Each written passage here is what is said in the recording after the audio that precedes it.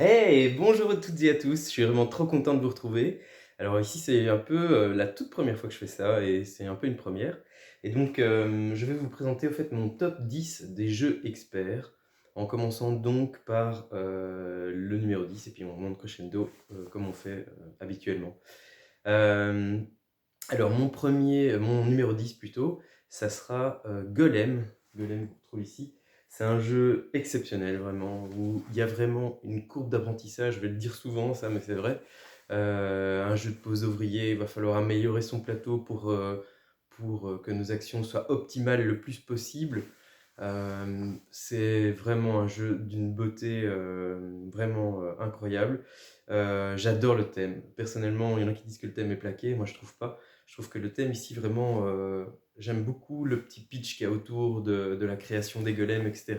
Je trouve que c'est vraiment bien amené et je trouve que nos actions correspondent finalement à ça. Et donc, quand on fait avancer les universitaires et qu'il ne faut pas que notre golem aille trop loin, sinon ça va créer des dégâts. Non, vraiment, je trouve ça vraiment cool. Je trouve que c'est bien amené. Donc voilà, Golem, mon numéro 10. Et c'est un très très bon jeu. En numéro 9, j'ai mis les... Oui, c'est un jeu que j'ai découvert avec mon amie Cathy récemment. Il s'appelle Les Châteaux de Bourgogne. C'est un vieux jeu. Et pourtant, Wackel Reims a fait une nouvelle campagne participative sur GameFound qui a cartonné, mais vraiment cartonné, près de 2 millions de dollars, si je dis pas de bêtises. Euh, où ils ont vraiment peut-être largement amélioré peut-être ce qui pourrait être la seule chose qui est moyennement bof dans le jeu, c'est-à-dire la beauté, mais bon, honnêtement, on s'en fiche. Moi, j'ai la version anniversaire, je sais pas où elle est, de l'autre côté, je pense. Je sais pas si on ne la voit pas à l'image, elle est dans mon armoire. Euh, Écoutez, vraiment pour moi, le jeu, il est fluide, on doit réfléchir à ce qu'on va faire, mais aussi par rapport, ça aussi j'aime bien, un jeu où on peut faire des coups de pute, entre guillemets, à son opposant, c'est excellent, quoi. Il y a vraiment de l'interaction, les actions, on peut faire des combos, voilà encore allez, on va dire quelque chose que j'aime particulièrement dans le jeu, c'est l'interaction forte et les combos. Et tout ça sur un thème que j'aime particulièrement, c'est-à-dire la pause ouvrier. Pour moi, ça, c'est déjà coché toutes les cases pour en faire un très bon jeu. Et s'il est bien produit, et si le thème est chouette et qui renforce encore plus le jeu et les mécaniques, alors c'est gagné, c'est pareil gagné. Mais ici, voilà, Château de Bourgogne, oui, bon, bah, c'est un peu ce qu'on appelle un jeu à l'allemande. Mais honnêtement, pour moi, il fait très bien le taf, clairement. C'est un très très bon jeu. Voilà mon numéro 9. Alors, numéro 8, un jeu un peu plus ancien, mais pour moi qui clairement, bah, c'est sûr, il descend un peu chaque fois, un peu plus chaque année, parce qu'il y a trop de bons jeux qui sortent et que voilà, au final, bah, on ne sait pas tous les confiner dans un petit top 10. Donc, ça sera Teotihuacan, un excellent jeu, encore une fois, qui se joue très très bien aussi en solo. Voilà, évidemment que tous ces jeux, je les préfère bien sûr quand il y a de l'interaction, bien sûr quand on peut le faire, mais voilà, des solos comme David Turkzy, le maestro sait les faire, et bien voilà, là, celui-là, impeccable, il fonctionne à merveille, on se pose aucune question, c'est vraiment parfait quoi. Donc Teotihuacan, encore un jeu de pose ouvrier, où il faut vraiment là aussi, bah, encore une fois, essayer de monter sur les pistes, essayer de faire en sorte que ces actions soient de plus en plus fortes. Et ça, j'aime beaucoup la mécanique avec les ouvriers qui vont monter en puissance. Et quand ils vont monter en puissance, à un moment donné, eh bien, ils vont devoir partir, entre guillemets, à la retraite ou mourir. Puisque c'est vrai qu'il y a l'allée des morts dans lequel on peut avancer, donc c'est plutôt mourir. Et c'est un peu le cycle de la vie. Mais donc, ça veut dire que quand ils sont très très forts, donc c'est avec des dés qu'on joue, donc quand ils ont un niveau 5, si je dis pas de bêtises, le maximum, et bien là, on va faire des actions très fortes. Et donc, c'est cool, c'est vraiment très fort dans ce jeu, j'aime beaucoup. Et donc, bon, le thème est un peu plaqué. Est-ce qu'on est vraiment dans une civilisation, je sais pas, là, je vais peut-être dire des conneries, mais Inca ou Maya, je sais plus exactement. Bon, c'est en Amérique du Sud, ça c'est sûr. Là, moi, je me trompe pas trop.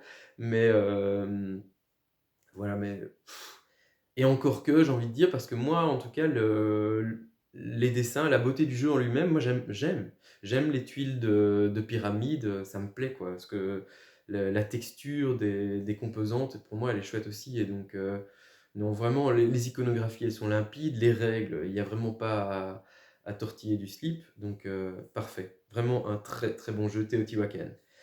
Alors, en sixième place, non, j'ai sauté une place. En septième place, un jeu qui était dans mon top 3 avant, mais il y a trop de bons jeux, donc voilà, il est descendu de quelques places, c'est sûr, mais ça reste un très très bon jeu. Encore un jeu d'optimisation, cette fois-ci pas avec des dés, de la pose ouvrier quand même, il s'agit des Ruines perdues de Narak. En plus, j'ai acquis récemment donc, les leaders, qui apporte quand même pas mal de rejouabilité, et ça reste un tout bon jeu, quoi. J'adore ça, avoir des nouvelles cartes qui combattent, monter sur la piste pour découvrir le temple, trouver les assistants. Il y a une question de timing aussi dans ce jeu-là. Faire la bonne action au bon moment, découvrir un site, mais il faut le faire de manière à ce qu'on soit sûr de gérer dans le même tour le gardien. Enfin, c'est génial, un très bon jeu, vraiment encore un très très bon jeu de pose ouvrier, d'optimisation. Les ruines perdues de Narak, c'est mon numéro 7. Alors, en position 6, alors ça c'était un jeu que j'aime particulièrement. C'est de Vladimir Sushi, un auteur que j'aime vraiment beaucoup, que j'avais en tout cas j'avais mis sur la chaîne j'ai même pas mis de partie au fait, non c'était ma deuxième vidéo, je crois si je dis pas de bêtises, une explication des règles de Praga Caputrini, le dernier jeu en tout cas à ma connaissance qu'il a sorti, qui était un très très bon jeu, mais ce n'est pas celui-là. Moi, je reviens sur celui probablement qui l'a fait connaître à un plus large public, parce qu'il en avait fait déjà d'autres avant. Il n'était pas à son coup d'essai, il avait fait Pulsar, je ne sais plus la suite du titre, 2080, ou je sais plus, 2089, non, je sais plus exactement. Ici, il s'agit d'Underwater Cities. Alors, voilà, celui-là, c'était anciennement, on va dire, mon numéro 2. Donc, et ça aussi, ça a évolué forcément. Donc, il se retrouve ici en position 6. Un jeu où on va récupérer des cartes. Et il faut, pour que ce soit optimal, il faut placer son action en jouant une carte qui est de la même couleur que le slot qu'on va utiliser. Alors de mémoire, il y avait du vert, du jaune, les slots verts, jaune et orange, quelque chose comme ça. Et les cartes, elles combattent avec ça. Et c'est vraiment, vraiment cool. C'est super bien amené. Donc c'est du post-apo, je pense, mais une vision un peu terraformingienne, Mars engloutie. Donc ça se passe sous l'eau, donc l'habitation sur la Terre est devenue impossible, et donc du coup, les scientifiques ont réussi à creuser des bases sous l'eau, et donc on va devoir avoir des ressources avec des algues. Vraiment, c'est trop fort. La thématique, elle est géniale. On a des petits dômes qu'on va placer comme ça sur nos villes, et on va faire des aquacultures. J'adore, vraiment, waouh, quel jeu quoi, quel jeu, rien que d'en parler, ça me donne envie d'y rejouer. Et le problème c'est ça, c'est que quand on a des jeux comme ça, qu'on en a tellement, ben, au final on joue plus aux jeux qu'on adorait quoi, et donc celui-là il me donne vraiment envie d'y rejouer. C'était un très très très bon jeu. Oui, on peut dire que c'est de la pose ouvrier, hein, mais comboté avec des cartes. Et donc là aussi il va y avoir une série de combos à faire, ouais, vraiment impressionnante et vraiment chouette. Encore de la courbe d'apprentissage, c'est sûr, encore de l'optimisation, c'est sûr. Je crois que vous avez bien compris quel genre de type de jeu j'adorais. Mais donc celui-là, il en fait vraiment partie. Il y avait l'extension que moi j'appréciais parce qu'elle apportait le musée, entre autres, qui était une façon encore voilà, de comboter, de faire des choses vraiment hyper cool.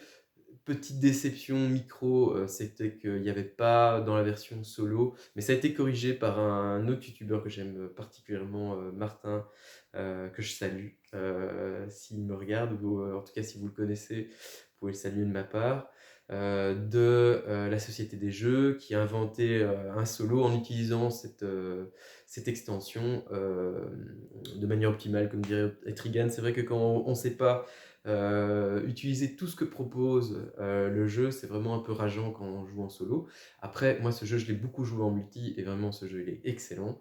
Et donc l'extension, elle apportait aussi les plateaux avec incurvé double layer. Ça, clairement, ça rajoutait encore à la beauté du jeu, mais il était déjà beau pour moi. C'est juste que les plateaux perso, bah, ils étaient des feuilles comme Ark Nova et comme Terraforming Mars, voilà. Et que, évidemment, le fait de rajouter un plateau double couche, bah oui, c'est vachement plus agréable. Et on comprend même pas pourquoi, de base, ça n'a pas été fait. Mais bon, ça, c'est un autre débat. En tout cas, un très très bon jeu, Underwater Cities, mon numéro 6. Alors là, on va passer dans le top 5, et là, il n'y a que du lourd, car rien, je vous spoil un peu, mais je peux déjà vous dire, en tout cas, oui, Ark Nova ne fait pas partie de mon top 10.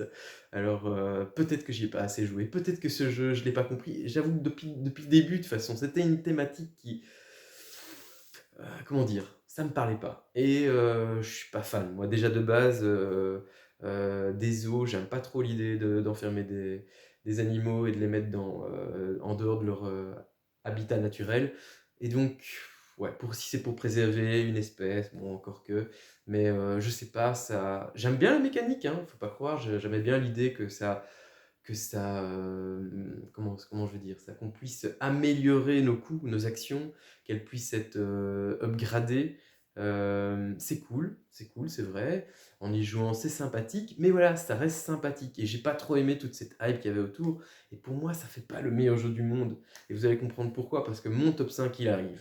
Et en numéro 5, c'est un jeu que ça fait longtemps que j'avais envie de me l'offrir.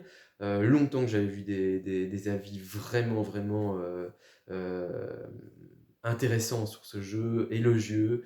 Et donc, voilà, c'est un auteur que j'adore, il s'appelle Alexander Pfister. Et j'en ai déjà 3.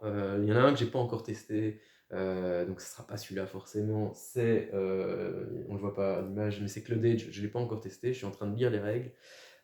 C'est pas Boon Lake que je vous ai mis sur la chaîne et qui est un très très bon jeu, mais j'en ai trouvé un meilleur et j'ai trop attendu pour y jouer. Mais maintenant que je sais entre guillemets y jouer, parce qu'encore un qui demande vraiment, qui a vraiment une courbe d'apprentissage, c'est Great Western Trail. Quel bon jeu, quel excellent jeu.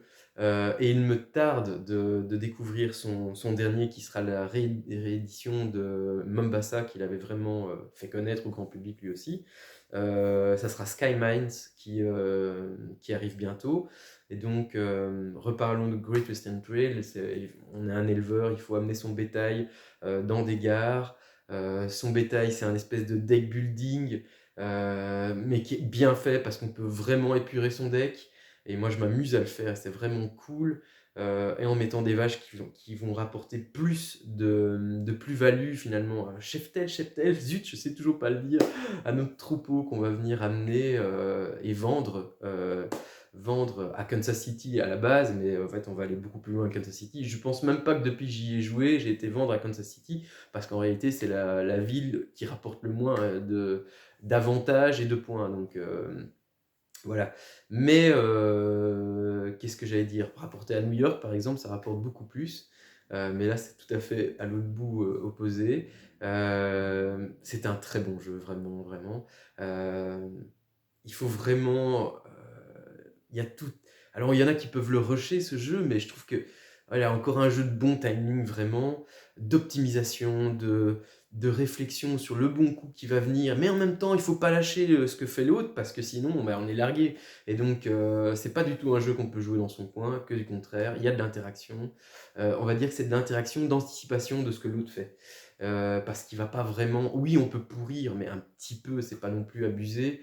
On peut lui mettre des bâtiments qui vont lui foutre des taxes dans la tronche. Ça, c'est cool, j'aime beaucoup. Mais c'est pas ça, c'est pas là-dessus que l'interaction sera la plus forte. Par contre, on peut pas lâcher l'autre du regard, ça, c'est pas possible. Parce que là, sinon, il va prendre son envol, il va foncer tête baissée, et puis il va faire peut-être 2 fois de plus des ventes de bétail. Alors là, on sera largué. Non, non. Euh, Mais c'est vraiment très chouette. Alors oui, on fait effectivement tout le temps le même tour, entre guillemets, mais j'ai pas du tout cette sensation de refaire la même chose à chaque fois, que du contraire, quoi. À chaque fois, je me dis, ben non, je vais plus partir sur recruter, bah, on peut recruter soit une bâtisseuse, soit un ingénieur, soit un cow-boy, et tout fait sens. En plus, j'adore ça. La thématisation, elle colle parfaitement à la mécanique, c'est impeccable. Vraiment, pour moi, un très très bon jeu, vraiment à découvrir si vous ne l'avez pas encore fait. Great Western Trail, ça sera donc mon numéro 5. Donc pour moi déjà c'est du haut niveau là. Là vraiment c'est du haut niveau, donc forcément tout ce qui vient au-dessus est encore meilleur. Alors ce qui arrive en numéro 4, bah pareil on ne voit pas, il est plus bas. Ouais, il est où? Mon petit copain, il est plus bas, il est là en dessous, hein, je vois pas. C'est Dune Imperium. Dune Imperium, waouh. Un jeu que j'ai mis du temps là aussi.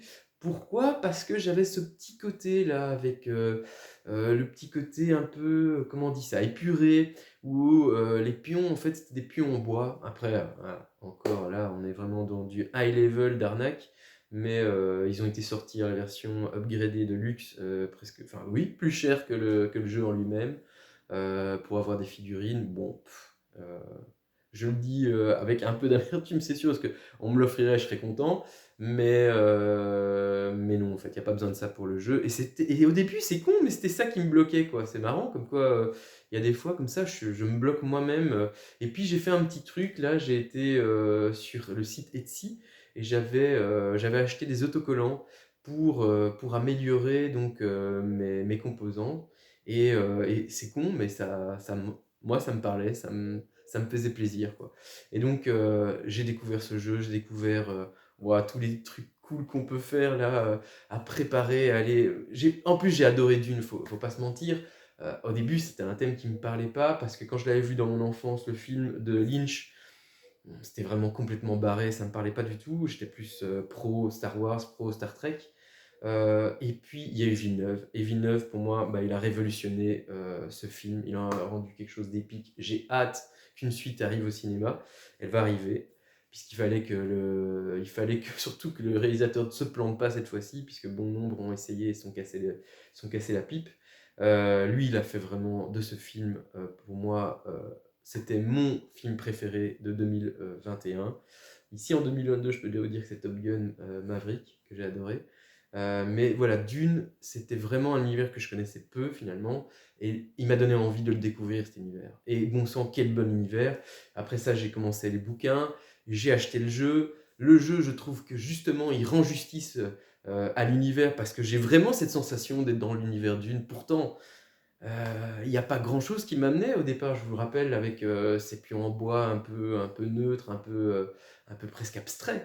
Et au final, les cartes et tout ça, oui, j'ai vraiment le sentiment que oui, on fait des complots, on fait des trucs, on fait un peu ce que j'appelle moi le Game of Thrones de l'espace. Euh, Il y a les combats qui viennent rajouter une dose. Il y a les coups d'arnaque qu'on va se faire avec les cartes, c'était quoi? Conflit? Non, c'est pas les conflits, c'est les. Ah, zut, je sais plus le terme exact. Bref, là, il peut y avoir des changements, on peut renverser tout avec une carte qu'on sort là. Dans la phase de combat, c'est énormissime, j'adore ça.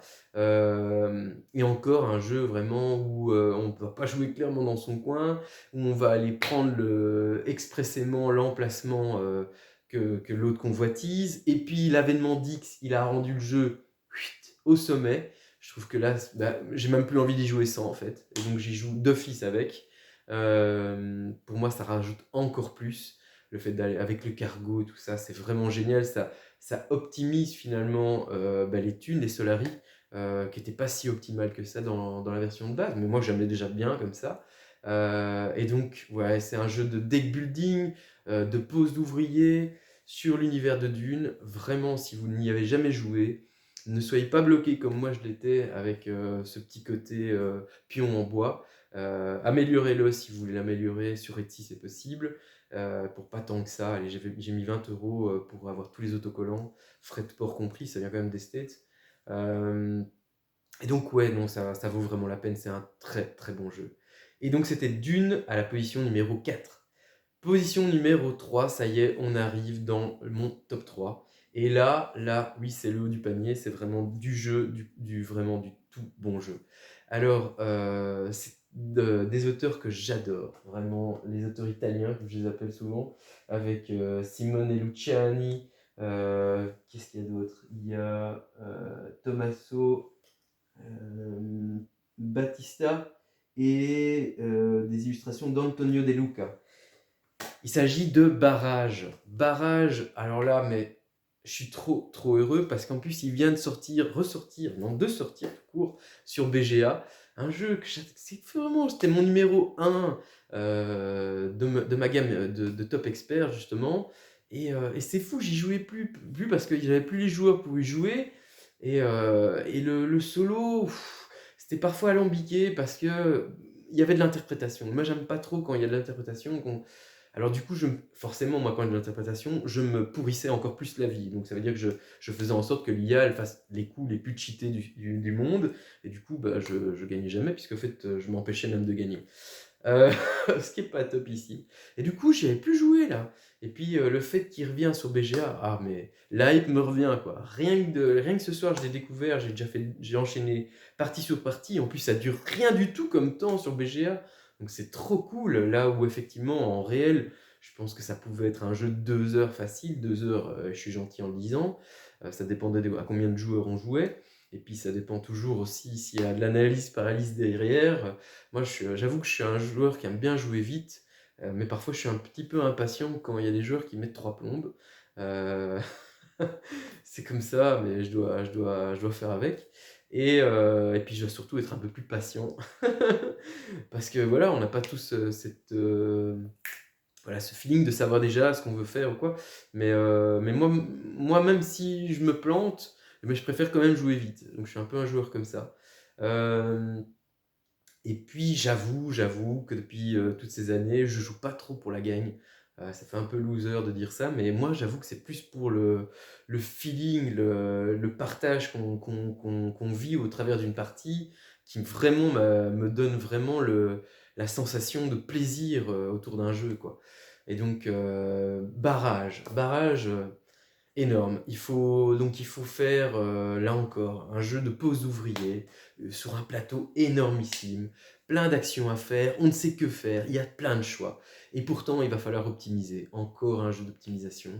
On va devoir placer nos ingénieurs. Il y a une roue qui permet de poser ces actions pour faire des constructions, mais hyper tendue au niveau des ressources, puisqu'on va utiliser des excavatrices et des bétonneuses qu'on va pas récupérer tant qu'elles n'auront pas fait le tour complet de la roue.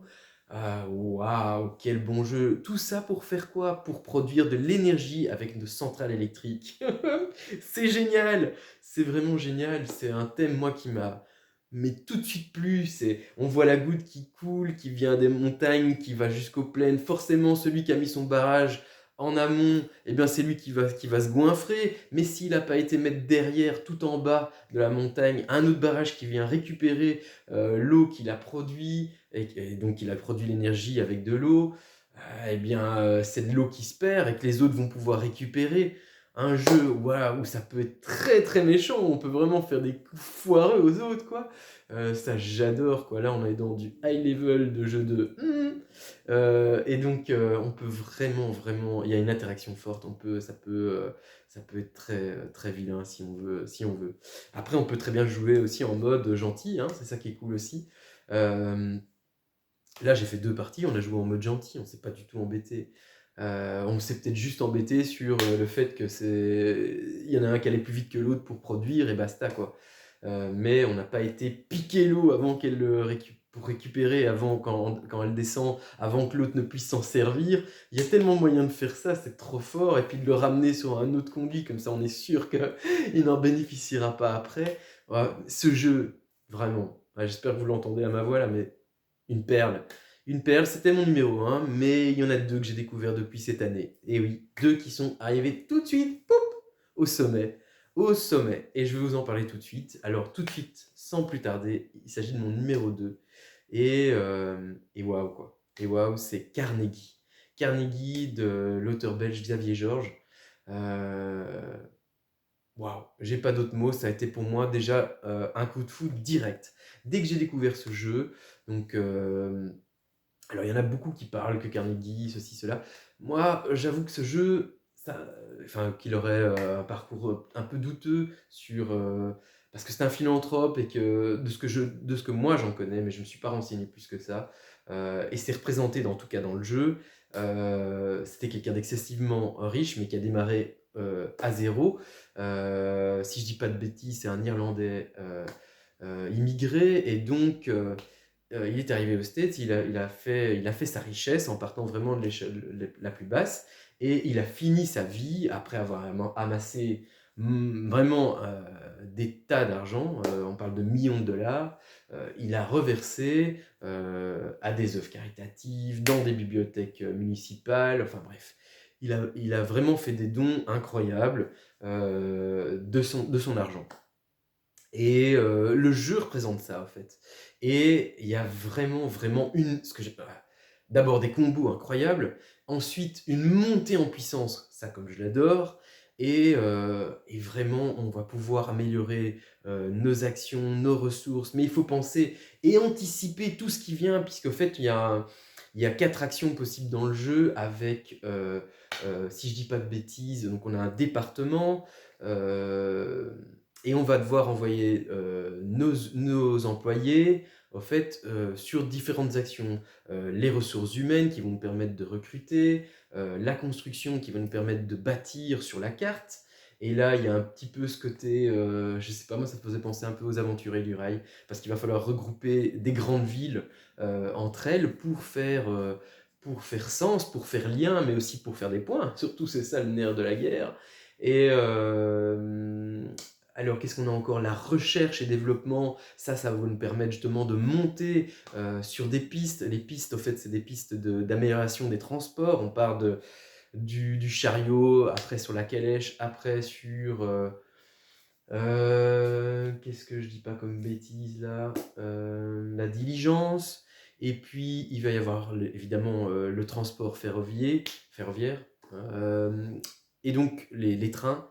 Les trains, ouais, ça revient dans beaucoup de mes jeux préférés, mais oui, j'ai l'impression en fait que je m'en ai pas aperçu, mais c'est un thème que j'aime particulièrement et qui va faire sens, vous allez comprendre. Je vous donne un indice. Et donc, il y a encore une autre action qui est l'action j'ai dit ressources humaines, j'ai dit, ah oui, de direction, évidemment, le management, où on va pouvoir amener de nouveaux départements qui vont nous permettre d'améliorer justement nos actions. Donc tout fait lien, tout fait corps. Et ça, c'est vraiment, vraiment cool, quoi. Et tout le truc, c'est justement d'être le plus optimal parce qu'on peut envoyer ces bonhommes, ces employés en mission, et en récupérant ces bonhommes de mission, eh bien forcément, on récupère un tas de ressources. Les ressources, comme d'habitude, sur ce genre de type de jeu, eh bien c'est sur un fil tendu. Et donc, si on commence à se gaver comme un cochon, alors que les autres, eh ben, ils sont un peu dans la misère, eh bien, c'est là qu'on va optimiser. Et puis, on peut faire des coups de pute, là aussi, puisqu'on peut faire des actions que les autres n'ont pas vu venir ou n'ont pas optimisé et vont le faire donc parfois ça arrive dans ce jeu-là, c'est énorme ça aussi, parce que là encore, un jeu avec une forte interaction, c'est qu'on peut faire exprès de faire une action qui nous est moindre, mais parce que pour les autres, ça sera encore plus mauvais. Et donc ça, waouh, c'est un jeu génial, en fait, vraiment, vraiment. Carnegie, pour moi, voilà, ça c'est une perle, c'est une perle. Jusqu'il y a peu, il était numéro 1, donc ça bouge beaucoup chez moi les tops. Ça reste pas longtemps comme ça à sa place, mais bon, ça va pas non plus descendre directement à la place 10, hein, rassurez-vous. Mais là, Barrage, il a été très longtemps premier, en tout cas dans ma tête, dans mon esprit, dans mon cœur. Euh, et ici, au fait, il y a eu une découverte, grâce à Etrigan. Je suis tombé sur cette vidéo, je me suis dit, quel choc.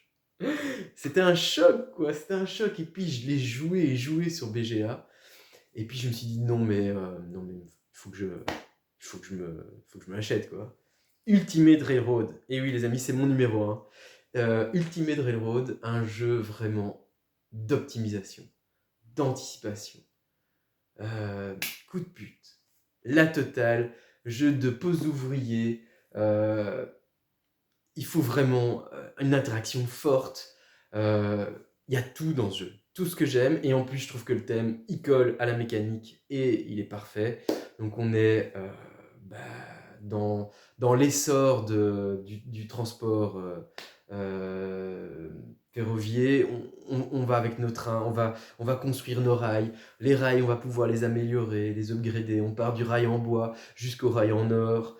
On va aller dans des villes, on va débloquer des idées qui vont nous permettre de faire boum, un méga combo, qui t'entraîne sur un autre combo, qui t'entraîne sur un combo. On fait des, des actions en cascade. C'est génial. Si vous ne l'avez pas essayé, vraiment, je vous invite vraiment, vraiment, vraiment à le découvrir. C'est mon numéro 1 et je pense qu'il va le rester très très longtemps. C'est un excellent jeu, vraiment à découvrir. Voilà les amis, j'espère que cette vidéo vous a plu. N'hésitez pas à me dire évidemment c'est quoi votre top 10 ou en tout cas votre top 3 de vos jeux dans la gamme expert. Comme vous le savez, j'adore vous répondre à vos commentaires. Donc des pouces bien évidemment. Abonnez-vous si ce n'est déjà fait. Je vous remercie parce qu'on est déjà 500. Et oui, et c'est grâce à vous.